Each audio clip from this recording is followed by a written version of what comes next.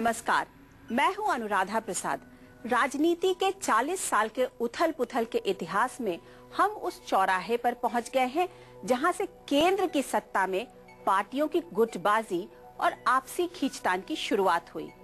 हम बात कर रहे हैं साल 1996 की, जब सांप्रदायिक और गैर सांप्रदायिक खेमेबाजी चरम पर पहुंच चुकी थी। रीजनल सैट्रप्स का केंद्र की राजनीति में पूरी तरह दबदबा कायम हो चुका था। कांग्रेस कुछ वर्षों के लिए सत्ता की रेस से बाहर हो चुकी थी और बीजेपी का केंद्र में सत्ता संभालने का योग बनने लगा था।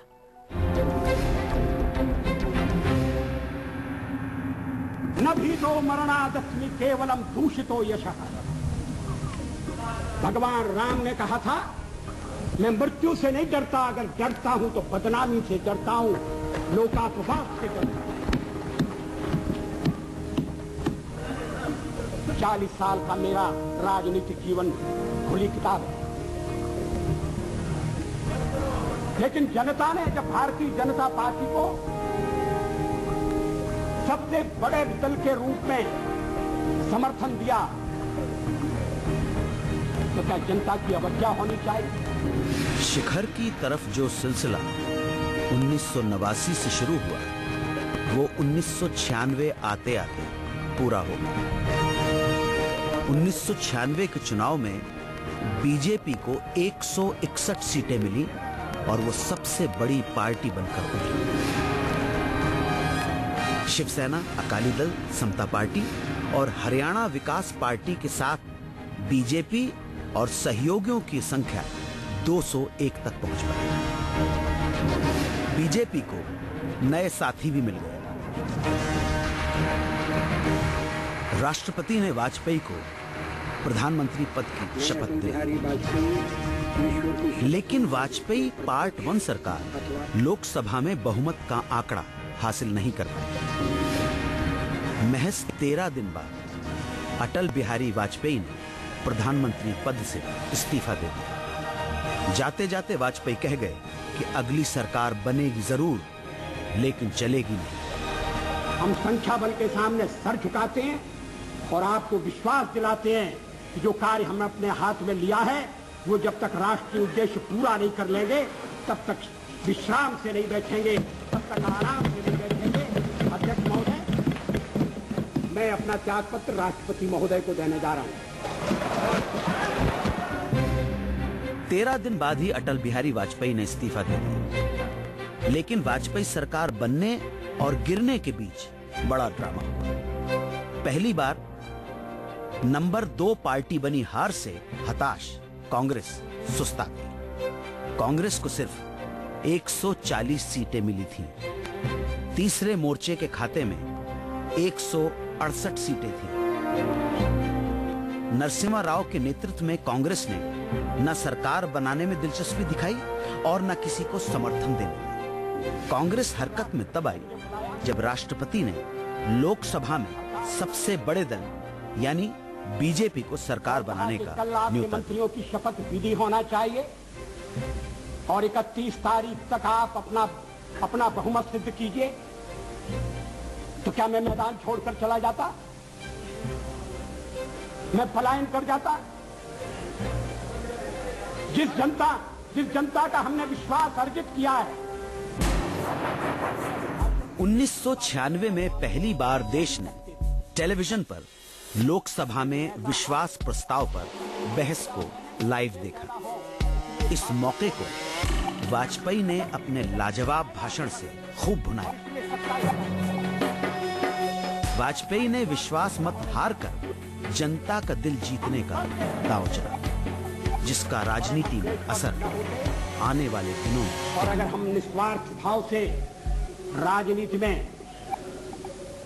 अपना स्थान बनाने का प्रयास न करते और हमारे इन प्रयासों के पीछे 40 साल की साधना है। ये कोई आकस्मिक जनादेश नहीं है, कोई चमत्कार नहीं हुआ है। हमने मेहनत की, हम लोगों में गए, हमने संघर्ष किया है। पार्टी 365 दिन चलने वाली पार्टी है। ये कोई चुनाव में कुकुर मुक्के की तरह से खड़ी होने वाली पार्टी नहीं है।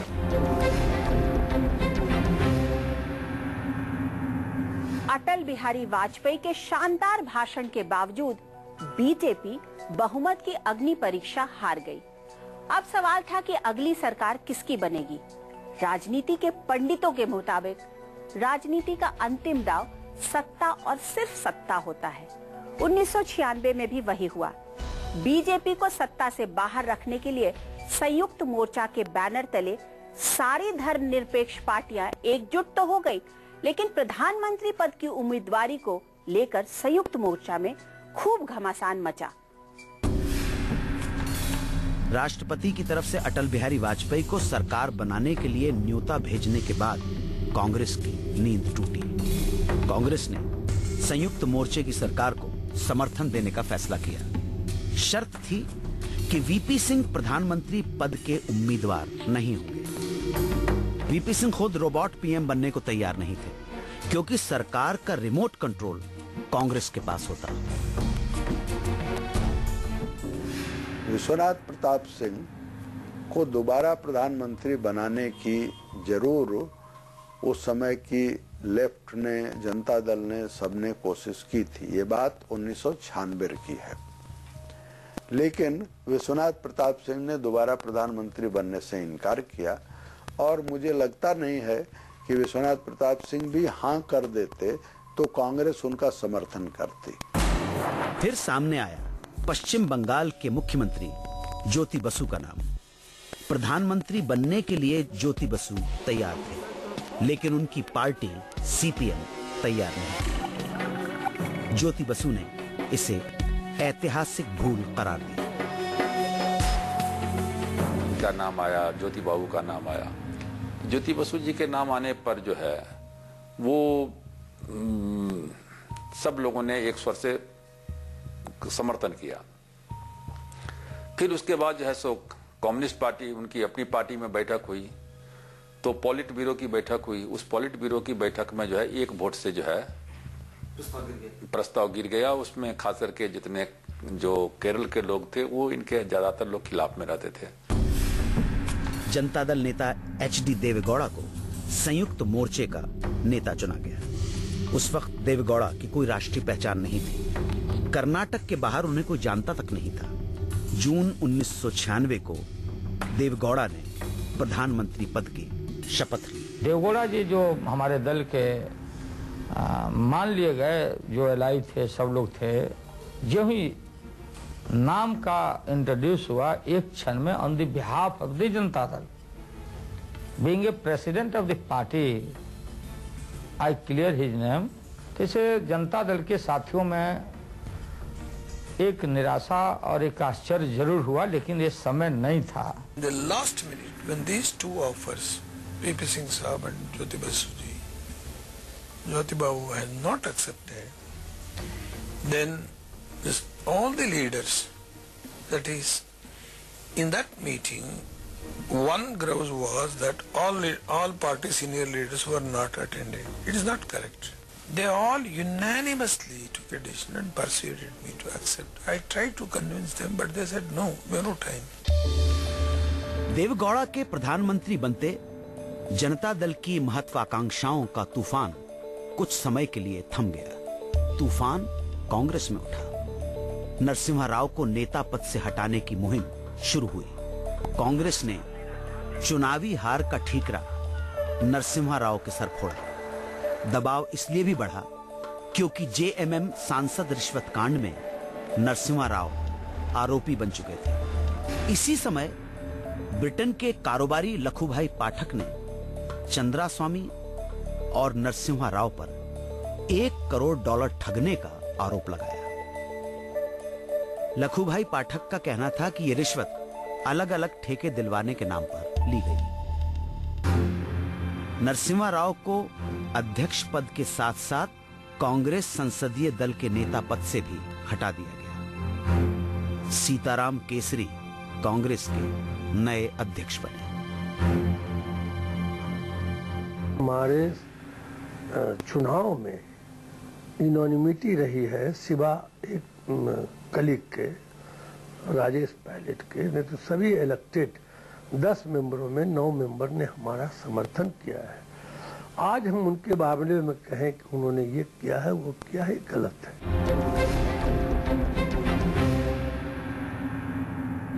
प्रधानमंत्री बनते ही एचडी देवगौड़ा ने अपने राजनीतिक विरोधियों से हिसाब बराबर करना शुरू कर दिया। जनता दल अध्यक्ष लालू प्रसाद यादव पर दबाव बनाकर देवगौड़ा ने कर्नाटक के पूर्व मुख्यमंत्री रामकृष्ण हेगड़े को पार्टी से निकलवा दिया। इसके बाद देवगौड़ा ने जो खेल खेला उससे उनकी उल्टी गिनती शुरू हो गई। जिस कांग्रेस के समर्थन से देवगौड़ा प्रधानमंत्री बने थे, उसी कांग्रेस को उन्होंने ब्लैकमेल करना शुरू कर दिया। कैबिनेट से सलाह मशवरा किए बिना एक तरफा फैसले करने लगे देवगौड़ा। उसी समय बोफोर्स केस की जांच में अहम मोड़ आ गया। स्विट्जरलैंड की अदालत ने स्विस बैंकों में जमा कोड नेम सीबीआई को सौंप दिया। आरोप है कि देवगौड़ा ने इस आधार पर कांग्रेस को ब्लैकमेल करना शुरू कर दिया।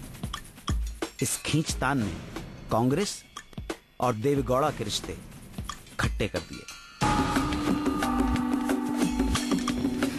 श्री सीताराम केसरी जो कांग्रेस के उस समय अध्यक्ष थे, उनके बीच में तालमेल ना होना था। श्री देवगौड़ा दिल्ली की राजनीति के उस समय उतने चतुर खिलाड़ी नहीं थे और वो श्री नरसिंह राव पर ज्यादा निर्भर करते थे। देवगौड़ा बनाम कांग्रेस की तनातनी तब और बढ़ी जब कांग्रेस अध्यक्ष सीताराम केसरी पर एफआईआर दर्ज हो गई। सीताराम केसरी पर बरसों पुराना हत्या का एक केस दर्ज हुआ। केसरी जी को यह शक था कि देवगौड़ा जी उन्हें किसी गलत केस में फंसाने की कोशिश कर रहे हैं ताकि वो उस केस में फंस जाएं और उन्हें जेल जाना पड़े। तो उन्होंने मन बना लिया कि गौड़ा जी को हटाना है। 30 मार्च 1997 को सीताराम केसरी राष्ट्रपति KR नारायणन से मिले। सीताराम केसरी ने देवगौड़ा सरकार से समर्थन वापस ले लिया। सेकुलर फोर्सेस को मजबूत करेंगे, उसमें फेल हो गए, इसलिए हम अपना जो समर्थन लेते हैं वापस किया। नरसिंह राव जी के और गांधी परिवार के अच्छे रिश्ते नहीं थे। नरसिंह राव जी के और सीताराम केसरी जी के रिश्ते अच्छे नहीं थे। तो इसी तीनों की दलदल में फंस करके और श्री देवगौड़ा द्वारा श्री केसरी को गंभीरता के साथ व्यवहार न करने की वजह से अचानक और आनंद फानंद में श्री सीताराम केसरी ने कांग्रेस पार्टी का समर्थन उस सरकार से ले लिया वापस।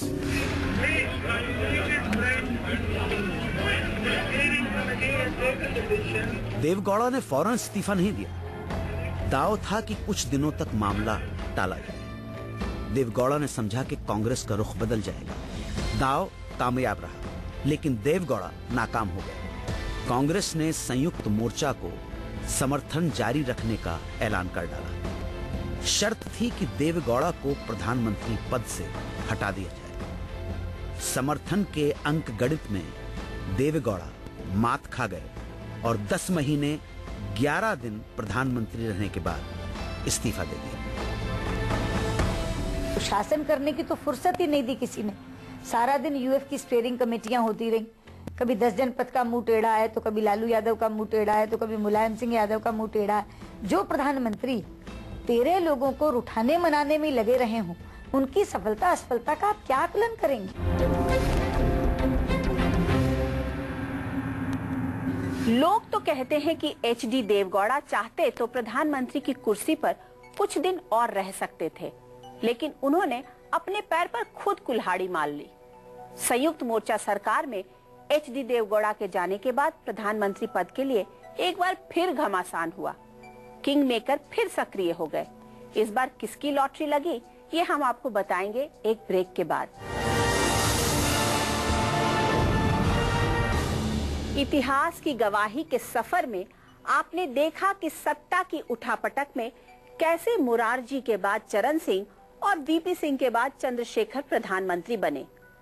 1996 में भी वही हुआ।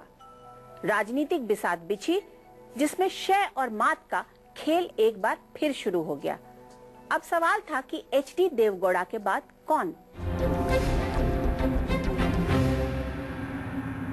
बिहार में लोगों ने कहा कि लालू यादव प्रधानमंत्री बनेंगे, लेकिन मेरे दिल के अंदर ये बातें बैठती नहीं थी कि प्रधानमंत्री मुझे बनना नहीं है, बनाना है। देवगौड़ा सरकार के पतन के साथ आंकड़ों की बाजीगरी में लालू और मुलायम प्रधानमंत्री की दौड़ में सबसे मजबूत दावेदार बनकर उभरे। दोनों ने पीएम पद के लिए ताल ठोका। मुलायम का पलड़ा भारी था क्योंकि समर्थन में सीपीएम नेता हरकिशन सिंह सुरजीत थे, लेकिन मुलायम के अरमानों के पंख लालू प्रसाद यादव ने कतर डाले। अंदरूनी राइवलरी कह लीजिए या लड़ाई कह लीजिए, ये जितने भी बिहार के नेता थे वो उसमें लालू जी भी थे, उसमें शरद यादव भी थे। वो नहीं चाहते थे कि मुलायम सिंह यादव को देश का प्रधानमंत्री बनाया जाए।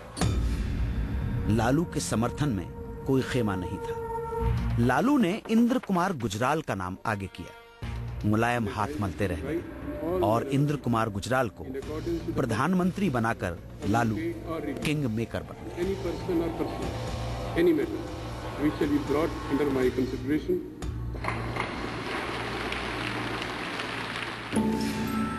प्रधानमंत्री बनते ही इंद्र कुमार गुजराल ने कांग्रेस से वफादारी दिखाई।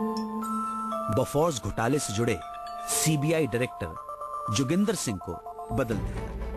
गुजराल के लिए मुसीबत का सबब किंग मेकर लालू प्रसाद ही साबित हुए। चारा घोटाले में लालू प्रसाद यादव की गर्दन फंस गई। लालू ने चारा घोटाले की जांच को सीबीआई से दूर रखने के लिए इंद्र कुमार गुजराल पर दबाव बनाया।